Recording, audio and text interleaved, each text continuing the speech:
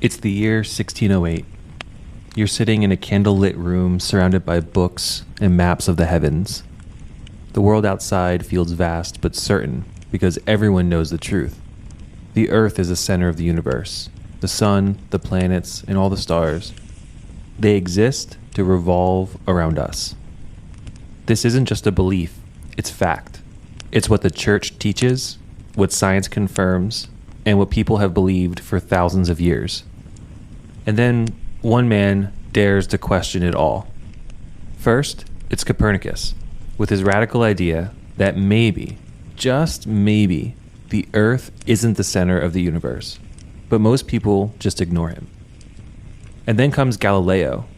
He builds a telescope, the first of its kind, and looks at the night sky. What he sees changes everything. Moons orbiting Jupiter, phases of Venus, proof that the Earth is just one small planet spinning through an endless expanse. But Galileo's discoveries weren't celebrated, they were feared. He was mocked, labeled a heretic, and put on trial, all because he dared to challenge the truth. Now, fast forward to today. We're on the edge of another shift. New technology, new theories, and stories from people who have experienced the unexplainable, pushing us to reconsider what we think we know about reality. So I'm sure some of you might be asking, what's Justin's point here? Well, I told the Galileo story because it mirrors the journey that I believe we're about to take with this week's guest.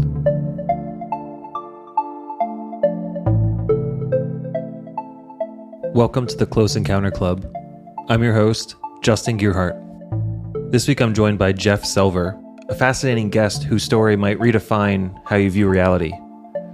Jeff is an author, a researcher, and an explorer of consciousness. His book, The Rising and the Alien Plan to Build an Enlightened City on Earth, dives deep into his extraordinary experiences with non-human intelligences and altered states of awareness, exploring themes of consciousness, spirituality, and the mysteries of the universe. This story is not for the faint of heart. It is intense, unbelievable at times, and extremely thought-provoking. It challenged the boundaries of what I consider possible, and what I was willing to believe, if I'm being honest. But I encourage you to approach this episode with an open mind, as always, and to suspend your disbelief, even just for the next hour or so, and allow yourself to explore the extraordinary, because sometimes the most unbelievable stories hold the most profound truths. In this episode, Jeff is going to recount a life-changing encounter that began when he was just 16 years old. Jeff describes being taken aboard a craft, meeting an otherworldly being he calls the Elder, and experiencing revelations about his past, present, and future. From glimpses of advanced technology to profound insights about consciousness, DNA manipulation, and humanity's place in the cosmos. So, are you ready to look through Galileo's telescope? This is episode 5, The Rising, part 1, and you're listening to the Close Encounter Club.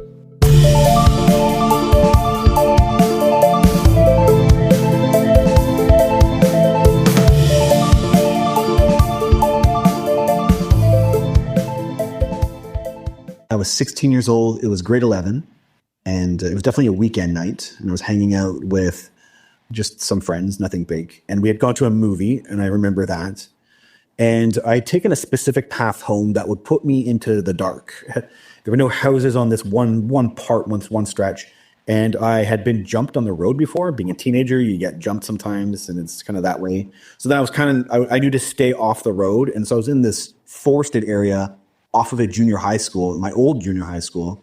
And so there was this pathway I knew crossing a field in the dark that would take me to this kind of back end alley that would take me safer rather than being exposed in the streets. And so I was walking along the road. Walking along the field. And there is a part of myself. I had prayed to be abducted. And maybe it's such a long time ago, but it really does feel like I maybe like wanted it in that moment. And whatever happens, it's almost like I had maybe made a space in my consciousness to make it occur. And something literally falls from the sky. But when that happens, it falls. It literally just, and then it's an entity. Now, I'm terrified at the immediacy of it. And so I run. It freaks me out so bad. I try to get out, whatever this is. There's a twist to this. This presence opened up my childhood contact events. And the last one was uncomfortable for me. It was a medical procedure, and I was probably 7 years old. And so there's this kind of latent memory about what just happened for my last childhood contact event. So they open up with the memory of what just occurred, the previous contact event, even if it's years later. And you're not able to process that, but you can feel it occurred. And so you're having this instant memory of something is, and so I immediately connected the thing that's falling or landing is something I don't want to deal with. But I can't process those in words. I'm just having this thing. I don't want to be here and I need to get out. And I run and I can't even move. I mustn't have moved more than like a foot or something. And I'm literally, I'm caught in motion. And all these years I thought this was tech. I'm now convinced they froze time. And so the entity is talking to me while I'm caught in motion. And then it's communicating to me. And it first says, you can't get out of that. And that makes me want to move even that much more harder. And then it says, it's okay. We're not going to harm you. We're friendly, it actually says. And then that calms me down and I end up looking at it. And that's when I see this crazy face, these crazy eyes. And the eyes are big and they're black and they're deep. They're not just reflective eyes. They're deep, like as if this thing is coming from some magical world. It's got these deep mystical eyes. And I'm not communicating to it. And it asks me permission. Come with us to our ship. And I'm not responding to it. And it actually probes one more time. Come with us to our ship. We'll bring you right back.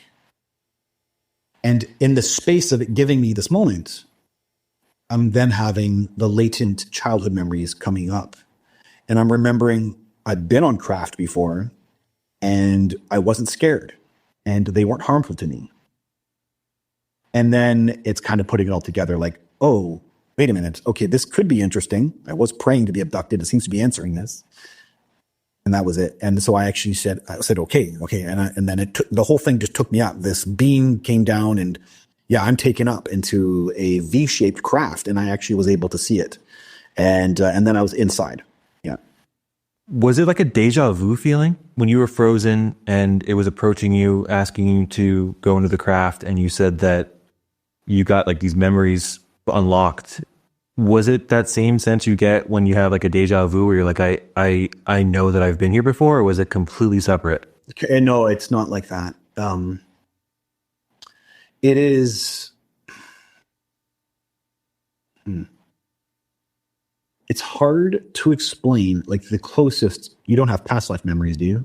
No, I did speak to someone, gosh, it's only a couple of days ago, and his story like almost brought me to tears. Like a straight up, like it was about a past very life? powerful. So about a past life. Yeah. It was insane. For that person, the memories aren't in his physical brain. So they're in a different spot. So it's memories and as you know, the people who we live in this linear world and very physical. We sometimes might be having these memories and not know that that's what they are, they're memories. And so we would struggle with that. And we would probably just brush it off and say it's just my imagination or something. And that's where this is living in. It's living in a more ethereal spot of your own mind. And yet it's all consistent and linear for this other memory and consistent and matching up with everything that your conscious brain could never put together. So yeah, and you're in that state when you're with them. So then you might have access to it as if it's maybe better to sometimes think of it as a frequency. You're now in a different frequency, and then you're in the frequency of those memories. That resonates with me very much, where you have to be in this, you have to be resonating at a certain frequency to be able to unlock those memories. Yeah. And when you're not in that frequency, they're kind of gone, is what. That's it. I got it. That's it. And the surprising thing here is what the human ethereal body then, or the ethereal mind, can actually contain, and what they are actually masters of here, and then what they can do. Yeah, you got it. Yeah. Okay, so you decided to go on this craft. You agreed. It took you to the craft. And could you try to explain? You said a beam came down. Yeah. And it pulled you up into the craft. Yeah. What happened next? So what happens next is I'm inside, and they welcomed me. Okay. And so the main entity that I was that fell and was on the field with me was in front of me now. So this entity is in front of me, and it turned out to be a she, eventually I would learn, is with 4 other smaller ones. So she is about 4 feet tall. She's a very, it is a terrifying look, actually. It's a very disturbing and terrifying look. This long jaw, a very tiny slit for a mouth, tiny slits for nose, and massive oval down-shaped eyes. And then she has this, like a cone head, like a elongated cone. And it's very vertical. Very weird look. And then she's surrounded by these 4 smaller types. And they don't look as strong as she does. As strange as she does. But she's immediately giving me the, thank you for joining us. Thank you for coming. So everything about her is so strange to me. Thank you for coming. You won't regret it. We're here to help you at this time. Was this all telepathic? 'Cause I know I've heard that about these abductees. So there was no voice. No voice. Externally. It was all it's through your consciousness. Yeah, and it's strong pulses. It is strong pulses being projected at you from this thing. And it is feeling good. It feels good, right? Thank you. Thank you for coming. And what would that feel like? And you're like, oh, I'm being welcomed, right? You can feel it if it's projected as a feeling, right? And then I translate those into words, but the words pretty much match. Thank you for coming. You won't regret it, right? And if you could imagine what it feels like to feel the words, you won't regret it. That's what she's saying to me. She's literally projecting at it. And it's almost, and pretty much I'm convinced it's just coming out of her eyes, right? It's being projected at you with her eyes. And so she's talking to you in this very weird manner, and you're not understanding. And then she says something very unbelievable. We're here to help you at this time.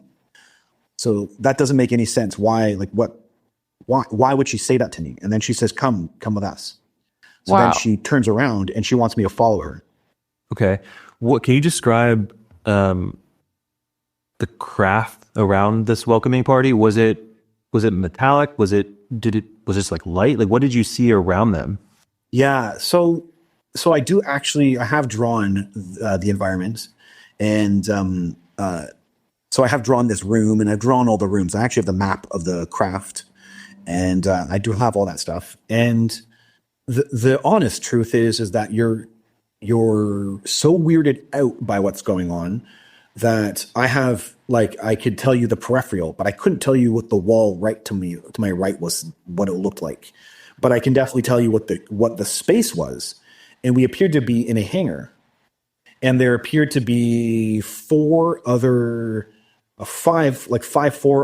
small pods, all condensedly packed packed off to the side. And they were metallic,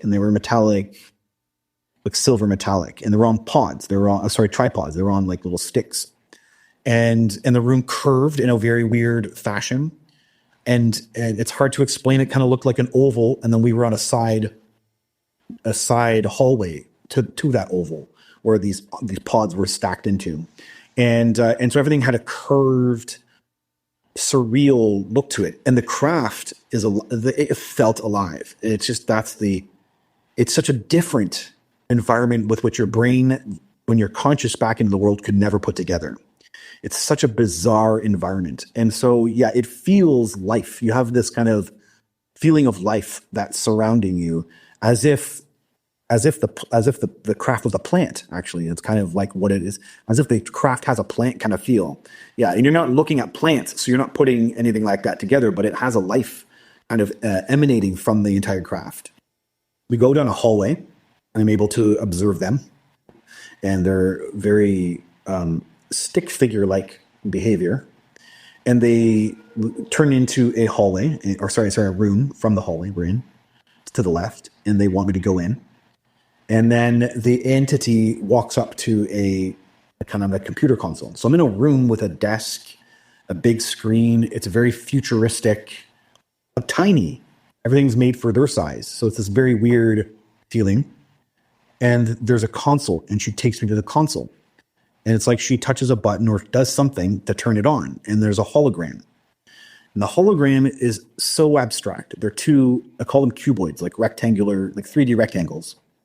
And there's two of them and some other images, but they don't mean anything to me. And she says, this is why you're here.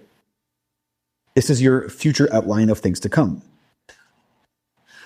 And I basically panic at that point because I don't get what's going on. And the small guys, the small little ones, came up behind us as if to like watch and observe or something. And they just kind of freaked me out now because they boxed me in. And I actually started to panic, and I was panicking on the craft. And I want to get out of here. I want to go. And that's when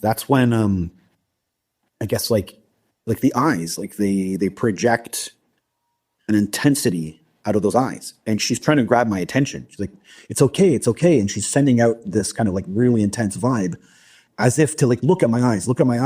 And I'm freaking out. And she's like, look at me. It's okay. It's okay. And when I look at her, there is an idea that, okay, I can connect with this thing. There's something behind it, behind this mask, behind this crazy face, and I can maybe connect with that. And I'm like, okay, I'm calming down as I'm looking at her. And she's like, we're not going to harm you, basically, is what she keeps kind of repeating. And then I said, okay. And I am calming down. And I said, okay, well, what is this? What's going on? And she's like, this is your future outline of things to come, and we want to work with you. And I don't understand it. It's a bit of a conversation. But in this conversation, she reveals or like emphasizes the childhood contact events with which they had shown me I had some of their DNA. So I was just a kid, and there were a couple different contact events, as if they were putting this information at the time so they could use it for a later time. So now they're bringing into my mind a childhood contact event where I was behind my friend's house, and an alien is literally walking on the street. I can't explain this except for either time was frozen and it's obscuring its face or something, but it's showing me my mom on a medical bed with a needle going into the womb, and with the emphasis that I have their stuff in me. And so she's basically explained, and then once she does that, she kind of registered that memory. Then there is a part of me that's saying, oh, wait a minute, right. They were in my childhood. And it's kind of like, all of a sudden this, like what's so strange to me now has a little bit more familiarity. Like, right. There's something going on here that's bigger. And the 16-year-old's putting together right there. And then it's getting me a little bit more open to what they're saying. Can I interrupt for just a second? Is this the same thing we talked about earlier, where it was kind of like a different frequency, like were you being shown this, like almost like a TV screen kind of thing, or like a hologram, or was this just all just that frequency in your mind where no, it's that? Okay. And like they can read your thoughts, and then she can say this memory, or it's so weird. It's like they can pull out a reference. It's a memory that's in your head. So you're listening to her, and she's saying, what she says is, we want to help one of our own. So she's identifying me as one of hers. Because of the DNA. So there's this weird camaraderie that they're building with me. Not weird, but it's definitely weird for me in the moment. Well, sure, yeah. And then, she's referencing a memory that's not in my normal memory. And there does seem to be something where she's able to poke at that psychically. And she's like, yeah, see this moment. And then in that, the 16-year-old is literally having all of a sudden the memory. And it's real because it happened to me as a kid, and there was a whole childhood environment that's real for me at that time. And yeah, so it definitely happened. And then she's exposing that memory at the time and using it for the present moment. Yeah. So I see. So just to kind of go back to what you were saying earlier and to make sure I understand. So in this moment when you're on this craft and this entity, this gray, this elder is communicating these to you, this higher frequency, this is when you're essentially realizing this is not the first time. Yeah. It feels like the first time, but it's unlocking these other experiences, these other contacts down to your mother's belly when she was pregnant with you. Yeah. And then there's been, what you said, 5, I think, up until like this baby was maybe the 6th one. Is that correct? That's correct, actually. That's correct. Yeah. Wow. Yeah. Yeah. You can see their brilliance, the way they handle all this stuff, the way they manage it. It's so methodical. Yeah, it's very interesting. Another friend of mine, actually, that's kind of helping me with this podcast. He introduced me to a podcast, which I just started listening to. It's called the Telepathy Tapes. Okay. And the interesting part about it is there's this woman, Hi Dickens, I think her name is, and she's doing really good scientific work with nonverbal, highly autistic children. Okay. Which she's essentially proving that they can read their mother's or parents' minds. I've heard this. Yeah. And I'm only on episode 2, but I am like blown away. And just as you're speaking and kind of describing this experience with this gray and how this higher frequency, it's just another kind of point to, I don't think modern science, we're in like our infantile stages of understanding all this. And the work that they're doing on the telepathy tapes, I think is kind of speaking a little bit, maybe it's another 1% or maybe not even that much up to understanding of this. Cause I really truly think that there's a lot there, but yeah, you got it. I agree. Totally. Really, really cool stuff.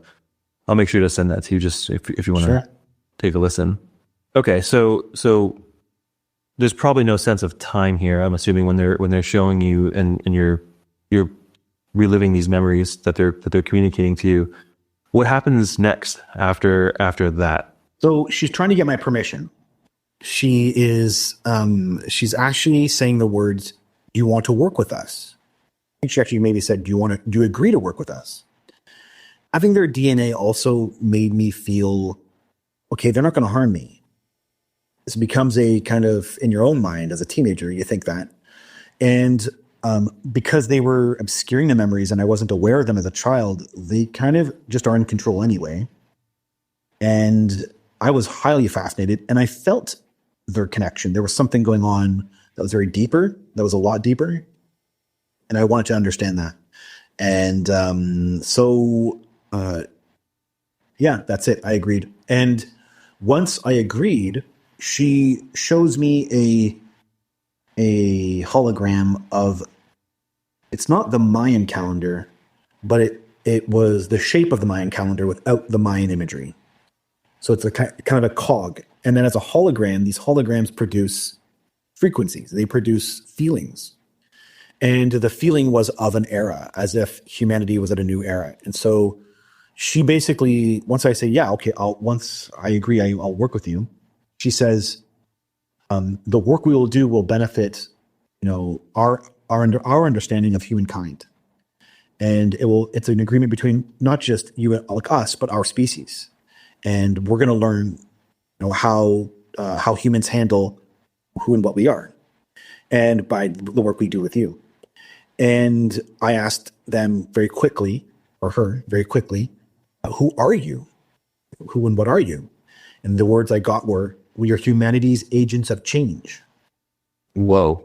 And yeah, that was pretty much it. We ended there. And then before we were walking out of the room, and then before we walk out, she turns and she locks eyes in this very intense telepathy and says, and it could be considered a command, like a program, but I was willing and agreed to it.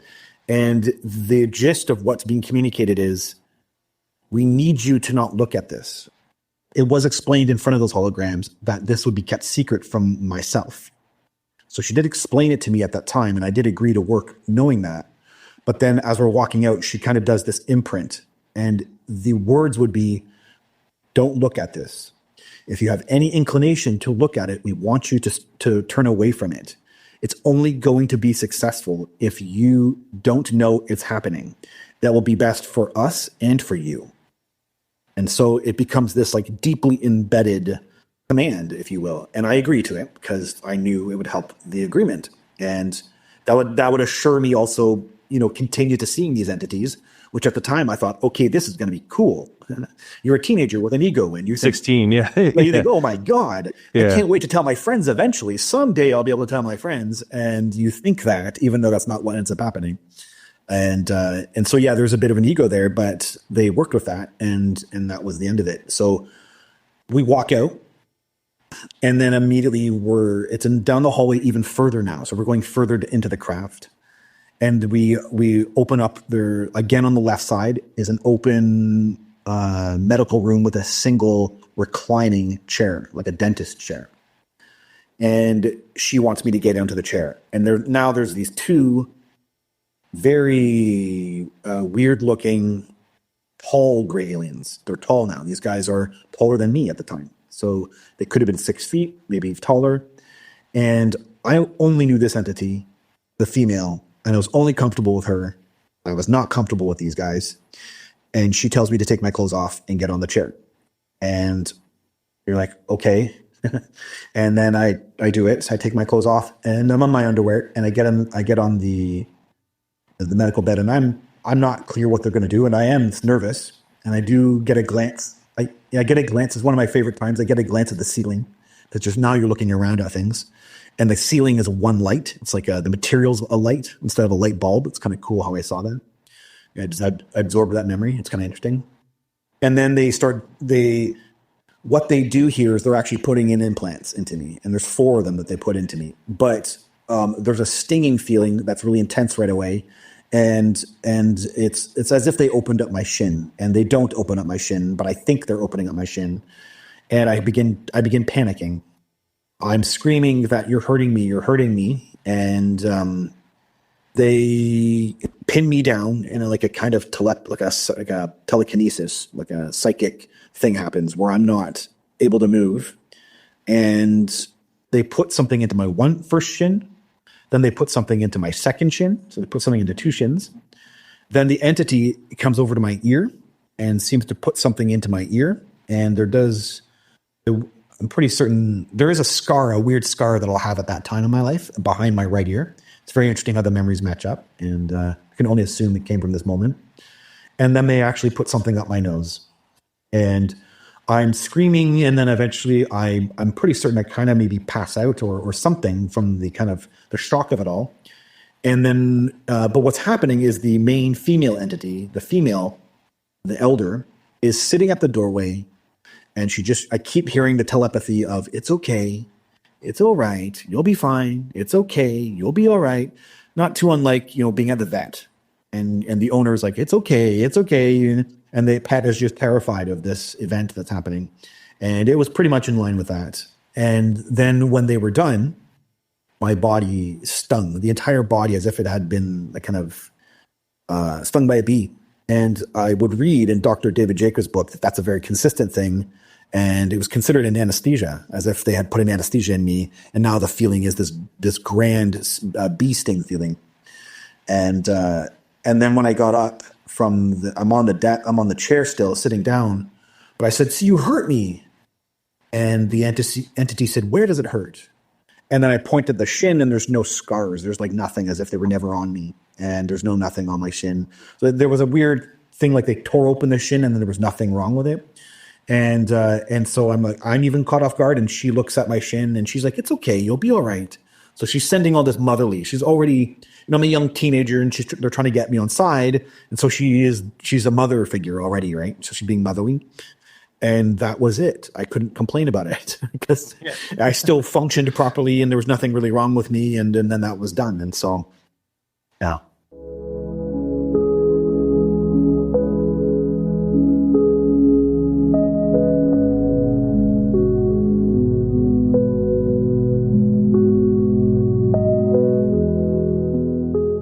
All right, we're going to take a quick break, and then we'll be back with the rest of Jeff's story.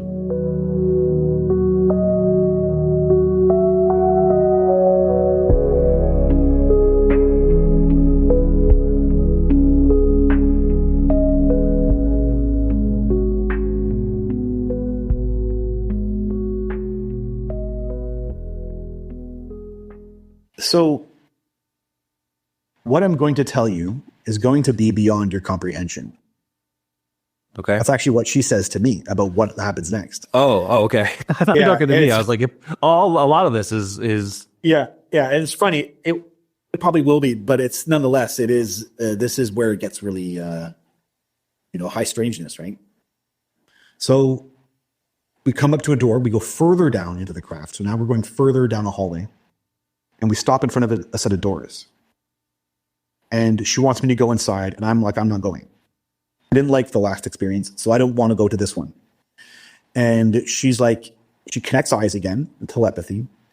She's like, it's okay, I'll come with you. There's nothing to be scared of. I'll come with you. And then the door opens, and those 4 small ones that we were with earlier, they left for the medical procedure, and then they came back for this. So it's kind of a group of us now. And it's okay, like we're all going in together. And the 4 of them walk in. And then I walk in, or the elder walks in. Yeah, 4, and then the elder, and then me. And then what we pass through is an archway. Now, what they have access to is what I call consciousness tech. I think we're going to start having to believe that they can do anything. Dematerialize matter and rematerialize it, and just magic at this point. And I go under this archway, and it's a star. It feels like outer space. And it's kind of a black glass archway. And then within it, inside the black glass, is like outer space with stars. And then there's these like moving bands of light that kind of feel like butterflies. So there's this impression of evolution. Like an evolution is about to occur. And it's impressing in me, an evolution is about to happen to you. So don't forget, the agreement was to discover my soul. So this is what's about to happen, is they're going to do it now, and then they'll store this stuff for later, is the idea. So I get into the room, this room that we're going into, and it's an empty, a brilliantly white, bright white, empty environment that is massive. Too massive for being in the craft that we were just in. So it feels like football lengths go out in all distances, the top, the bottom, the sides, and even the bottom. So there's a weird impression that you're walking on air. And then the 4 tiny ones line up, and the elders to my right, and that is what she comes forward and says, what's about to happen is going to be beyond your comprehension. And she steps back, and then we all begin to float. So rise up. It appears my body phases and their bodies phase, but what's left is the energy of whatever you are, the ethereal you, the ghost you. And then that collapsed. So it collapsed for me, it collapsed for them. So my head, my arms, my legs, everything just goes into this thing. My identity is erased. So I'm not the 16-year-old anymore. I am this high-powered, highly charged energy thing. Right now, there's nothing on Earth that has this. It is bliss. It would be compared to a Kundalini rising, but kind of imagine amplifying it by like 10. So it ends up being this massive state of bliss rush, this extreme bliss, but then you're touching a depth of your own heart that is so pure you didn't know existed. So you're having this childhood, purity, joy feeling. And then you're in, and also with the craft, now I'm in this environment and I'm linked to the craft. So I'm linked to this ring. Appears to be massive, but I can feel I'm linked to it. And I'm having a unity experience, not just with the craft, but with the entities. And so what's happening is obvious to me presently. We're making it clear we are just like you. There's nothing to be scared of. So there's just, we're all the same, basically. And there was in that unity is a feeling of sameness. Like you're the same, I'm the same, we're the same. There's nothing, not a thing that separates us. We're exactly the same type of entity. And then they started to whip around and play around as orbs. And then they encouraged me to do the same. And it was a joyful bliss rush. And we were spinning as orbs. Yeah, it's this crazy experience. What happens next? It doesn't, however far you want to go down this rabbit hole. Let's go. Yeah, this is, well, let me ask you a question just real quick before was you next. Yeah. Again, this, for some reason, this is striking like a chord with me because I feel like the more I look into consciousness and quantum physics and quantum mechanics and all these things, that we're just consciousness that's kind of contained within a meat sack, you know, this meat skeleton that we're kind of walking around this temporal place. And I do think that, believe it or not, I don't know if you know who Steve-O is from Jackass movies, but Yeah, and back in the day, I do. yeah. And he has a podcast I was listening to, and he actually says something really insightful that just stuck with me. He just says that like the brain's more like a receiver than an amplifier. Yeah, that's right. Yeah. I've always feel like I've known that, and what you described with the ball of energy, it seems to strike that same chord. It almost seems like you were able to. Is this the afterlife part of your story, or not yet? Yeah, okay, we're about to. It's right next. Yeah.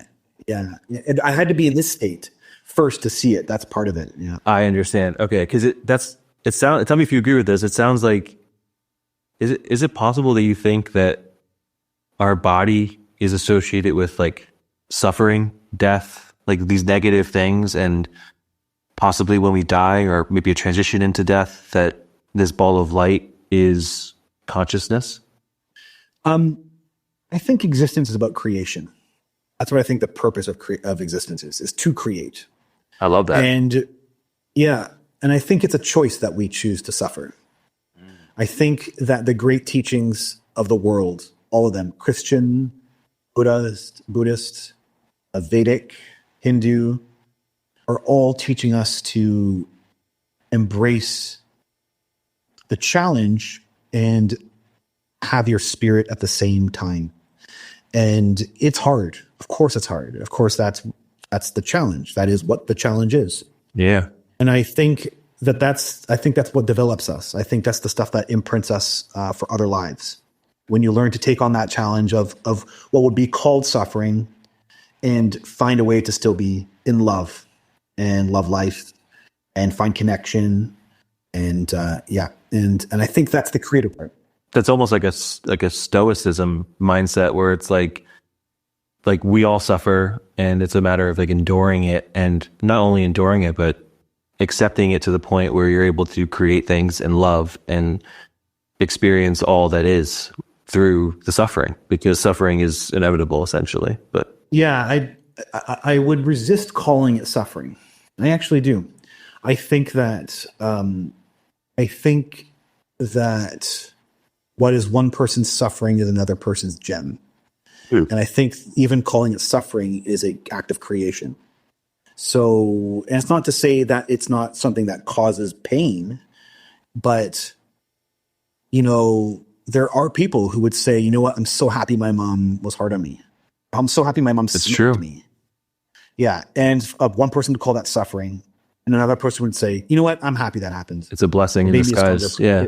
It's a blessing in disguise. And I think that's the act of creation. I think when we call it suffering, we actually embody it. It becomes the thing we call it. So we're calling it suffering. Now we created suffering. And I think that's the level of creation that's going on here for us. And then it expands out in how we behave and then what we actually do manifest in the world as creation. I love that. I love that a lot, actually. I love that. That's really good. Awesome. Yeah. So, okay. So back to the story. So you're this ball of light, the entities around you also turn this ball of light. They're swirling around, having fun, playing as these balls of light. What happens next? Then the main gray alien I'm dealing with, she begins to, it's like she stops in this room and she begins to expand. As the ball. And as the ball, yeah. And so she's not turning into a ball anymore, but she's turning into this kind of like circular thing.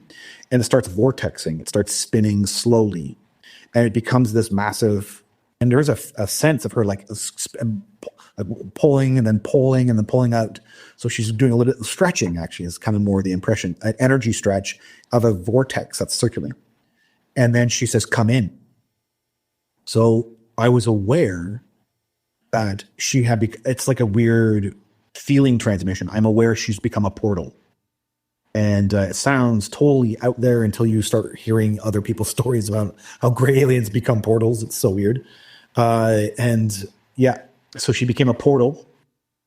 I'm sorry. I'm like, my jaw's kind of at hitting the floor now. Not because of this, but Miriam, she is the first time I've done a lot of research on UFOs and extraterrestrials and whatnot, and her story, she sees a gray in her room, and there's something else, which is like she calls it a portal. That's right. What you're describing is almost the exact same thing as what she's describing. So I just had a moment where I'm just like, holy shit. I'm sorry. Yeah. Welcome to the experiencer world. Yeah, that's what it's. Holy, you're hearing someone and they're saying the exact same thing you experienced, and for you, it's mind bending, and you don't imagine it's real, and then all of a sudden it's real because other people experience it. Yeah. What color was it? I have to ask that too. Was it white? Blue. It was blue. It was blue. A dark blue or is it light blue? Yeah, like a purple hue blue, like a darker blue. It would be a dark blue. Okay. Yeah, and it's pretty weird. The vortex is the blue vortex is not uncommon to see on crafts. That's a weird one too. And there will be I'll have 2 other experiences with blue vortexes on a craft. It's so weird. Do you ever see the movie Venom by chance? The Spider-Man movie with the guy with the thing. Was it like that at all? Because that's how Miriam described it, and I'm just curious if it aligns. Sorry, I didn't see the movie. So I know of the character and I knew the clips, but I didn't actually watch the entire movie. I actually have a picture of the vortex that I saw. Okay, it's a graphic that matched. Yeah, is what it is. It's a graphic that matched. Yeah, I'm gonna have to check that out too. Okay, so she opens up, turned into a portal, inviting you to come inside. What happens next? Yeah, inviting me, and very gentle. Come in, and I just float, just kind of seamlessly inside. And then what happens is there's a clear impression that what's going to happen is going to be like dimensional or much more beyond than I'm able to understand. And so I'm an orb in this dark room in darkness. And then there ends up being like a body, a dead body. And it's kind of a weird contradiction for what I was just in. And now there's a dead body. And the dead body, it's almost like I'm 20 feet away and I'm kind of like hovering up. And so it's like a little bit down from me. There's a dead body. And over top of it is a sparkling white light. And now I'm instantly having shared experience with the sparkling white light. It's me. But I'm dead. And it's my past life. So I can feel there's a weird bending of time that's occurring because it feels like it's the present, but I can also feel that it's the past. But it's like I'm watching a present moment experience, but it's happening in the past. So there's a weird weird feeling of time, the passage of time. I can feel this was like 60, 70 years ago, whenever this was. And so there's an immediate understanding that I live outside my body and I live on through the birth and death life cycle. So everything's being like explained in one instant. And I'm having this kind of epiphany, like it's me, I'm alive, I'm still alive. And then I'm watching, but the sparkling white light is sad. It's crying for the death. So there's a whole drama there that the 16-year-old doesn't know what's going on, but he's watching this dead body in this crying white sparkling light, crying for the death of the last life. And then the sparkling light is crying and it's now moving up. It's going somewhere. It's moving up, moving up, moving up. And then all of a sudden it hits a plateau. There's like a veil. And there's a distinguishable dimensional veil. And it's clear we're like up in the atmosphere. Like I'm watching it from a third person vantage and I'm aware that this is like kind of almost maybe in outer space or maybe in the high earth atmosphere. And there's a distinguishable dimensional veil. And then this energy goes through it. And once it goes through the veil, it transforms. Now, there was an impression that the entity was projecting an image over top of what it transforms into. It transforms into a man with a beard and a long white flowing gown. And the idea is, and I can feel though, still I'm having the shared experience. So I can feel what it turned into is the only thing we could call it that we have on earthwards is the higher self. So it turned into a thing that was not it, but the last life or any lives I have are a fragment of what this thing is. So this thing is a completed and much grander version of what that life just was. And I'm transforming into it. And I can feel it's this like you can multi-dimensional or higher dimensional entity. And I'm very much connected to it. And I can feel it in my, as an orb, I can feel I'm linked to it. And so it's the higher self, basically. And this immediately, a gray alien approaches my higher self. And so then there's a weird connection that first off, they're here. They're here in the afterlife. And I can feel in this very weird telepathy way, the elder watching me watch. And she's saying, watch this. So she really wants me to see that, the aliens are here in the afterlife. And what's happening is an agreement is forming. They're talking with each other, my higher self and this great alien. And I can't pick up any of the details of the conversation, but there's a transaction or an interaction going on there. And then what ends up happening, it's kind of like what's going on here is I'm watching a hologram of real events because of the shared experience. I'm having this shared experience in the moment. I can feel everything as it's occurring. And this is a hologram, but with clips, like it's all kind of the parts that they want to show me and everything's clipped out, like a Photoshop, but super advanced, for taking the things we want to show him and leaving out the erroneous information. And so the next scene, there's a scene, like they kept breaking out into scenes. The next scene is my higher self is watching above Earth as if time has passed. Now we're in the 50s, kind of 40s or 50s. And my higher self is watching from Earth from above in this like afterlife dimension. And there are gray aliens, tall gray aliens coming up from the Earth. And they kind of come into this dimensional space. And they're communicating something along the lines of humans made a choice about something. And now that choice is made and it's determined how the next decades would go. And my higher self was waiting for that moment to occur. And then once it did, it decides to build me. So it's waiting for it to figure out what it's going to do. So it's very interesting, right? It's a very distinct moment. My higher self was impacted by a choice humans made about aliens. And so it's referring to something, some kind of relationship or contact or something. And then there's this choice that happens. Nuclear, possibly? Yeah, I lean towards the 1954 Eisenhower. Okay. But I actually don't know. That information wasn't a part of that. It was just the timing. And that there was a communication that had an agreement that the humans decided something. So there was some kind of communication, yeah. Okay, got it. And funny, the Eisenhower, if it happened, we still don't know, did have, apparently the aliens were interested, the nuclear was disturbing them. That's very true, yeah. So after that is another scene. My higher self it's on a grid. It's working with a grid system. And I could feel the grid system was a map of humans who have gray alien DNA. And it was tracking them. And it was tracking the families and the relational bodies and then how it relates to the population as a whole. So it's this kind of wild grid system with nodes. And then you could go into the nodes and the nodes would have relationships, the family relationships and the friend relationships. And then they had lines showing you how it connected to the families, to the population. The next scene is like the 70s, as if my higher self planned the life and is saying, okay, I got an idea who he's going to be and what family he's going to belong to. And it's a scene. My higher self is in a craft. My higher self now is on board, or it could be in a base. I was never clear about that.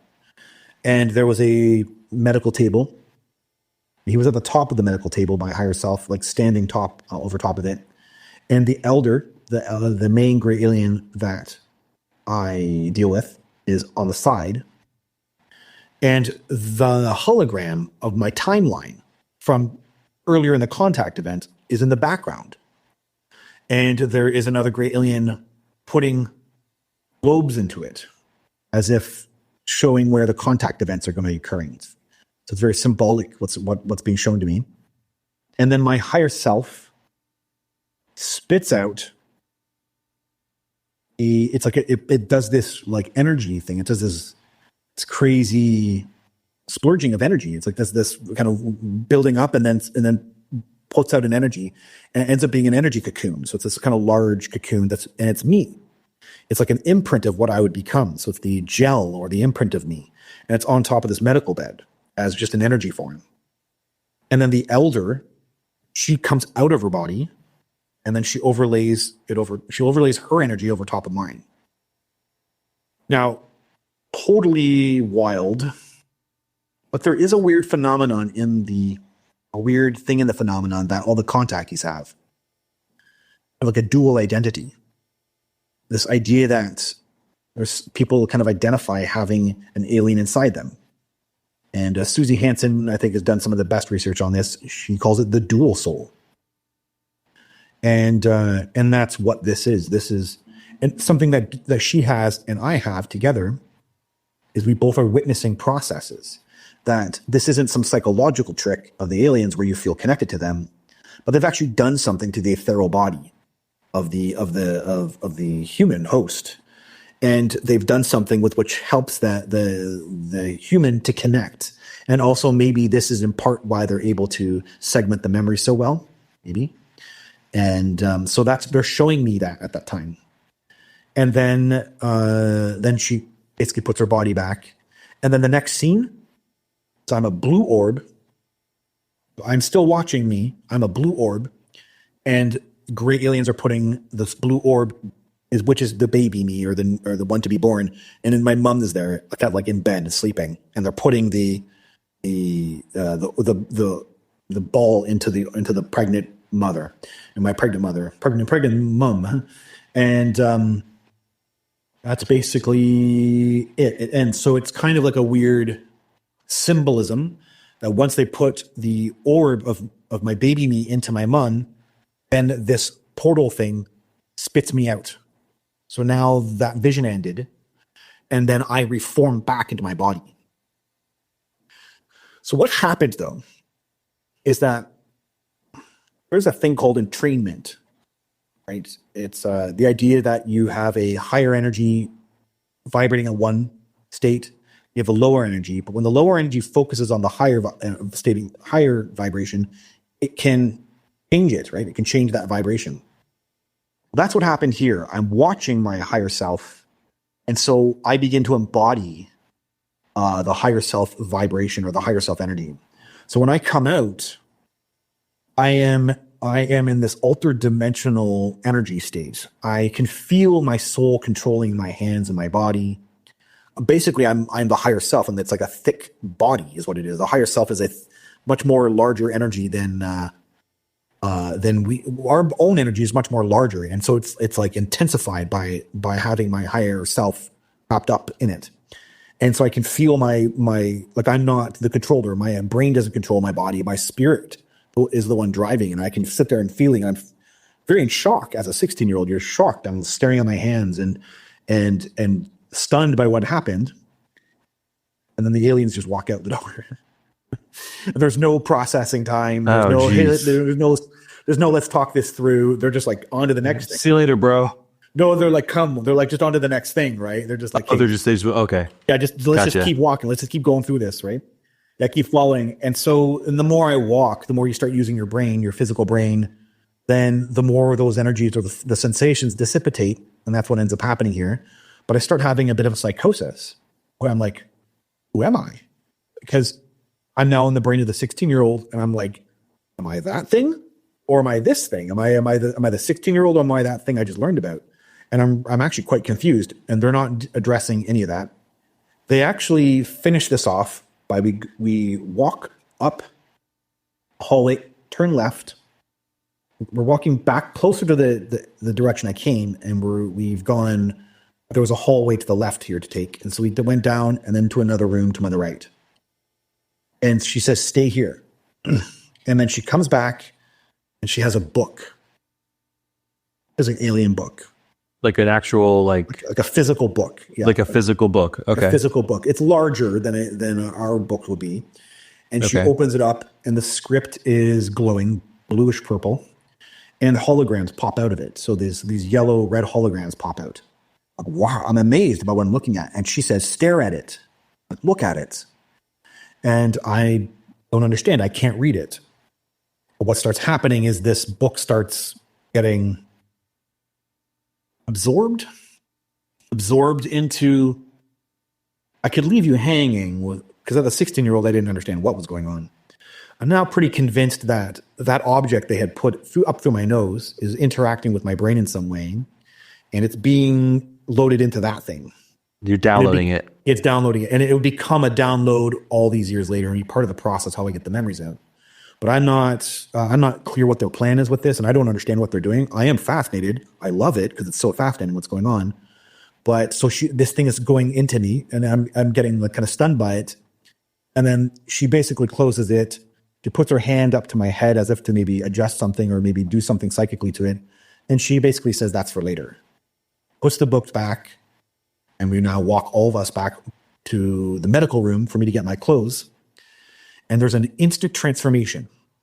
These terrifying entities who were tall, who were scary looking, and they look scary, like they're mean almost, because their eyes are kind of down pointed. And now I could feel them. And I'm not terrified of them at all. In fact, I get it. I'm like, oh, they're actually quite nice. I could not just feel them, but there was no fear. And I understood that they were just like me. And there was nothing to be scared of. It's like they really eroded out that terror. And so I'm putting my clothes on. I almost don't want to go back. What am I doing? These clothes feel like a costume. And then we're walking back to the hangar room where this kind of I eventually will learn I came into like a transporter. There was like a transporter there. And while I'm walking back, she actually projects an image that says, like, you have a suitcase now. And the suitcase was like everything that happened. You have the white room. It's all for the agreement to discover the soul. You have the white room. You've seen the afterlife. You have the implants. You know of our relationship. You know of the camaraderie. So everything was prepped. That's the kind of feeling, like everything's all prepped and ready to go until we start, this all starts kicking forward. I don't really understand that at the time, but that's the kind of impression. You got the suitcase, you got everything, and you're ready to go. And then she gets me back on the transporter pad, and then she's saying, they'll see you, but it'll be for a while. And I'm just compliant because I'm really pretty much in shock and don't really know what's going on, but also I'm in their hands and I'm trusting them now at this point. So I'm like, okay. I'm just trusting everything. And they send me back down, and there is a huge, like a very loud telepathic voice that says, go home. And then I basically begin walking. And what basically happens is everything, whether it's I was outside of time and now I'm walking, I'm in time. And combined with their kind of message to not look at this, all of it kind of just gets removed. But it is safe to say that I saw God that night. That's what the higher self is. It's God. It's a higher linked to the consciousness field. And I saw God that night. And I feel it. But I don't know how, I'm a 16-year-old. I don't even know how to place it. And also my own higher self, my own intelligence, the higher intelligence was in on this. So there's no sense to explore it. It's actually really interesting. I felt like I touched something that night. And then what ends up happening is I get home, I end up having a dream. And the dream will last with me for years. And the dream is that I'm floating over the field, over top of the trees. Now what's happening is I'm remembering being picked up by the craft. And then the dream is filled with this rich mysticism and this deep feeling I can't place. And I technically found God, and then the memory of it was sealed. So it's left with this deep mystery. And I feel great from it. I don't know, but I can't label it. I don't know where it comes from. And I assume it's because I read Whitley Strieber's book, My Mind Is Now Opened. And my own subconscious and everything knows to not go down further down this road, but I record the dream and then just sits there for the rest of my life until all this stuff kind of cracks open. But that's pretty much it. It's all sealed up. I'll end up wanting to discover, the afterlife. I'll think about the afterlife as a teenager and stuff. But nothing leaks until much later on. So one question I just had before we continue. I want to go back to when they send you down that transporter and you kind of land back down, I'm assuming in the same field that you were taken up in, right? Yeah. Yeah. When you were back in that field, you said that your memories of what you just described were essentially forgotten. They said, don't look for it. They were gone, but you had this sense that something just happened, but you couldn't put your finger on it. Yeah. So there was no fear. There wasn't like, oh my God, I can't believe we just experienced that. There was no panic. It was just, you were put back down and you're just like, I think something happened. You had this like primal sense. Is that a fair assessment? No, so it's even more obscure. So I am aware of it when I've come down. I know that because I see so it's a soccer field and I'll see the chalk lines. So the chalk lines get imprinted into the memory. It's really weird. And it's because I'm coming down and I'm remembering everything. And I'm landing on the ground. And then there's this message to go home. And it's not given to the conscious me. And I turn around and I'm walking back. I'm walking on the way I would normally go. And then they're what I'm actually convinced of. So I'm never given any explanation for how this stuff is hidden. And all I have is a linear memory. And I assumed for the longest time that must be missing time. And then there's this program to not look. So maybe I didn't look at the clock and I didn't know. And that's the only thing I could assume. And now I'm 100% convinced they stopped time. And I'm convinced now because I can figure out the different states I'm in during the contact events. And I can figure out, okay, this is the same state as this other one where I now know I'm frozen in time there because my friend is there and he's frozen. And that's the 6th contact event. And so there's different feelings for some of the different contact events. And I'm definitely outside of time. So what's happening is what's really happened is I'm walking through a field and I don't know anything's happened. And then you're literally just going home. And then you literally go home and all of a sudden you just have this feelings and I'm not even self-reflective. I'm a teenager who's never learned to be self-reflective of those type of feelings yet. You don't sit down and think about your feelings as a teenager. And so you literally just aren't aware of it. And then it pops out through a dream. And I was so mystified by the dream. I went back to the location. That's how crazy that was. I went back to the location. The next day, and I sat there staring at it. I was like, wow, what was that dream all about? And I couldn't, I can't imagine what actually happened, but I'm just stunned by the feelings. So what you're saying is essentially is if I were there, let's say I was next to you or watching you from my window. Yeah. This guy this 16-year-old kid walk across this field. There's a good chance that I might just see you walk and nothing ever happens to you. But little do you know from your perspective, time stops. Crazy stuff happens that you just described. They put you back and you just keep walking. So to the normal observer that's on the outside, nothing appears to have happened, but so much has. Ideally, I think that's right. Yeah. So it's very interesting that now in this contact event, it's so complex. I'm actually convinced that when they pulled me up into the craft, that is in time. So that I was frozen out and the reason I think that is because I have memories of the physical sensations of the atmosphere as I'm being pulled up. And so there's a difference of my frontal lobe processor working where I retain the memories of the environment. And then I end up being in this kind of altered state consciousness environment that feels different. And that's why I dream it, is because it's actually a real event that I actually have. So it locks itself as a moment. And I think they did this on purpose. So my physical brain will have something to grab onto. And so, yeah. But what is interesting is I am with a friend in my 6th contact event. And that's what put me to put this all together, that they froze time. And then learning from other researchers, that's actually a real thing. And because my friend is frozen in the contact event. We're out in nature and we're hiking, and it's my 6th contact event. My friend's eyes are open while he's looking at the alien, and they freeze the time. And then I remember these events because of how weird they were. And so I'm interacting with the alien, and I actually ask, what are you going to do with him? And he says, don't worry, we'll be quick.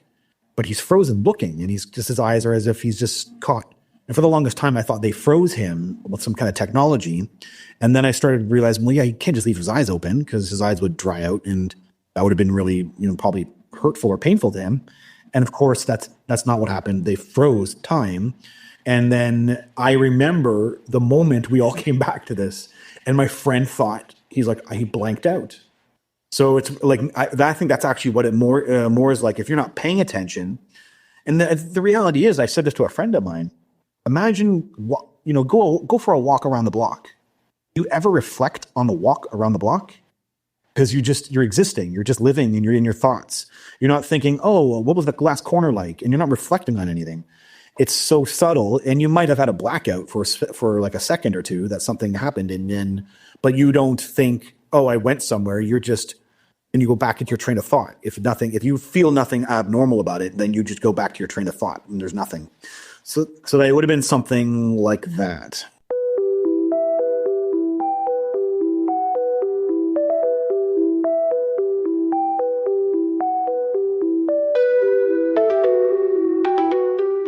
All right, club members, you've just heard from Jeff Selver in part 1 of his story. I'm really, really curious to hear what everyone's thoughts are on Jeff's story. And I'll be honest, I hesitated to publish these episodes with Jeff. His story is just so spectacular, so intense, that it pushes all boundaries of what many of us believe is possible. But after hearing his experiences, I knew this was a story that had to be shared. So here's a quick timeline of the next couple episodes. I know I've said this a couple times now, but this is part 1 of Jeff's story, and there's so much more to uncover. But because of how intense and heavy this episode was, we're going to take a quick, brief reset with the next episode, and we'll be going back to a different story with a different guest. But then the next episode after that will be part 2 with Jeff Selver. So, in other words, in between each of Jeff's stories, we're going to take a little bit of a break, gather ourselves, because trust me, you're going to need it. In the meantime, make sure to follow Close Encounter Club on Instagram and TikTok for updates, behind-the-scenes content, and teasers for upcoming episodes. If you enjoyed this episode, be sure to follow the Close Encounter Club on Spotify, Apple Podcast, or wherever you listen, and leave us a 5-star review to help others find the show. Special thanks to Brett Jarvis for mixing and mastering. If you or someone you know has a story to share, email us at stories@closeencounterclub.com. Thank you so much for being here, and you've been listening to the Close Encounter Club.